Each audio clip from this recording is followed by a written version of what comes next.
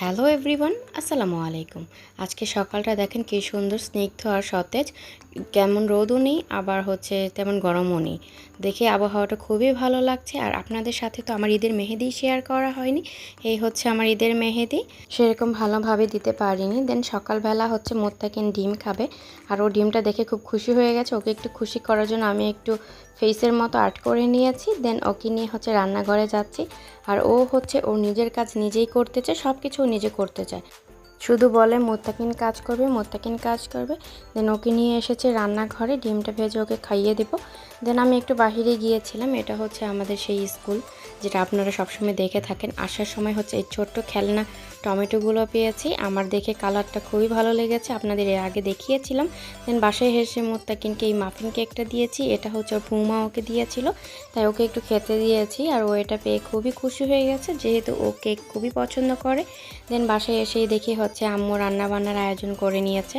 আর এখানে বোয়াল মাছ রান্না করা হচ্ছে। অনেক দিন যাবৎ বোয়াল মাছ খাইনি, বাট এবার ঈদের পর বোয়াল মাছ রান্না করা হলো। আর এখানে কচি ডাঁটা দিয়ে চিংড়ি মাছ, মিষ্টি আলু দিয়ে রান্না করা হয়েছে। আর বোয়াল মাছ আমাদের রান্নাও শেষ। দেন এখানে আজকের আইটেম এটাই ছিল। আর আমি আজকে পাট শাক গরম গরম ভাত দিয়ে কাসুন্দি দিয়ে মেখে খাবো এখন। এই খাবারটা আমার খেতে খুবই পছন্দের, কাসুন্দি দিয়ে খাওয়া। এটা আমার আব্বুর কাছ থেকে আমি শিখেছি। আমার আব্বুর খুবই ফেভারিট ছিল। আব্বুর কিছু কিছু স্টাইল আমি পেয়েছি, এটা আমার খুবই ভালো লাগে। আর দেন এখানে আমি ডাটার তরকারিটা নিয়ে নিয়েছি। দেখেন খুব নরমভাবে গলে গেছে। আর আপনাদের ঈদে পোলাও, রোস্ট, খিচুড়ি এগুলো খেতে খেতে নিশ্চয়ই অভুক্তি লেগে গেছে। এটা দেখলে হয়তো একটু মনটা শান্তি লাগবে, বা একটু মন ভরে শান্তি করে ভাতটা খাওয়া যাবে। আর আমিও একটু তৃপ্তি করেই ভাতটা খেয়েছিলাম, যেহেতু এই কয়েকদিন এটাই খেয়েছি। বাট আমার পোলাও, রোস্ট যেটাই বলেন, আমার এটা সবসময় খেতে ভালো লাগে। আমার কখনো অভুক্তিও লাগে না, অতৃপ্তিও লাগে না। এটা আমাকে যখনই দেন আমার তখনই ভালো লাগবে। প্রতিদিন দিলে আমি প্রতিদিনই খেতে পারবো। আর এখানে আমি বোয়াল মাছের তরকারিটা খেয়ে নিচ্ছি। এই মাছটা খুবই মজা ছিল, যেহেতু টাটকা টাটকা। আর এখানে মটরশুঁটি দিয়ে রান্না করা হয়েছে, আর খেতে খুবই ভালো লাগছে। একটু ঝাল ঝাল, খেতে মজাই অন্যরকম।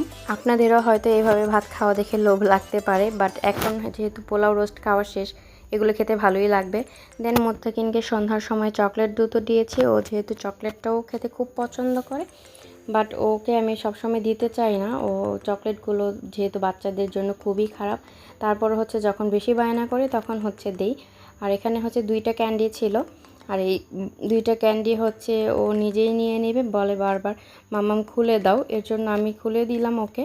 আর এখন দেখেন এখানে দুইটা বারই থাকে, আর দুইটা বার সিঙ্গেল সিঙ্গেল, যখন যেটা ইচ্ছে খাওয়া যাবে।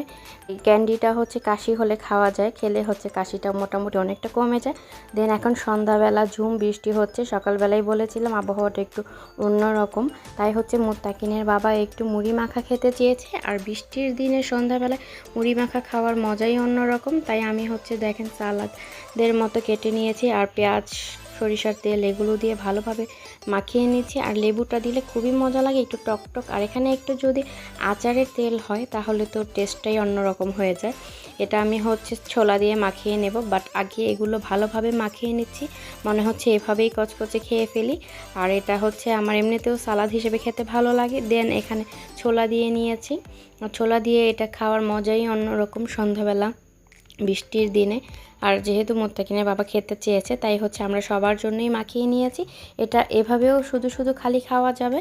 তারপর এখন মুড়িটা মাখিয়ে নিব। আর মুড়িটা মাখাতে মাখাতে আপনাদের কাছ থেকে বিদায় নিয়ে নিচ্ছি। আর আপনারা ভালো থাকবেন, সুস্থ থাকবেন। আমার ভিডিওটি যদি ভালো লেগে থাকে, লাইক, কমেন্ট অ্যান্ড শেয়ার করবেন। Ending here today, see you in next video. আল্লাহ হাফেজ।